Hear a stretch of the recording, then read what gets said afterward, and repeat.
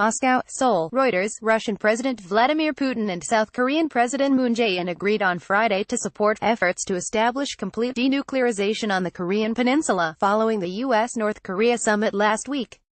Russian President Vladimir Putin and South Korean President Moon Jae-in attend a welcoming ceremony at the Kremlin in Moscow, Russia, June 22, 2018. Reuters. Sergei Karpuk. In a joint statement signed by the two leaders during a state visit by Moon to Russia was released by South Korea's presidential Blue House. Moon arrived in Russia on Thursday, the first official visit by a South Korean president since 1999. The Russian and South Korean leaders agreed that last week's historic summit in Singapore between U.S.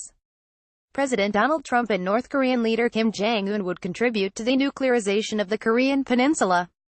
Putin and Moon agreed to continue joint efforts to establish complete denuclearization on the Korean peninsula and secure permanent peace and stability on the peninsula and in Northeast Asia. Russian President Vladimir Putin meets with South Korean President Moon Jae-in at the Kremlin in Moscow, Russia, June 22, 2018.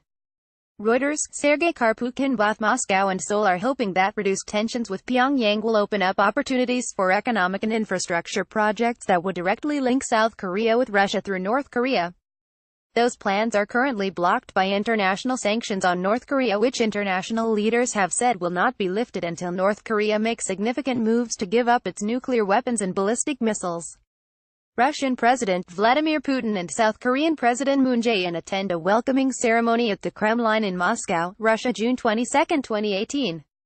Reuters. Sergei Karpuk. And Trump said on Thursday that a process of total denuclearization has already started in North Korea, but U.S.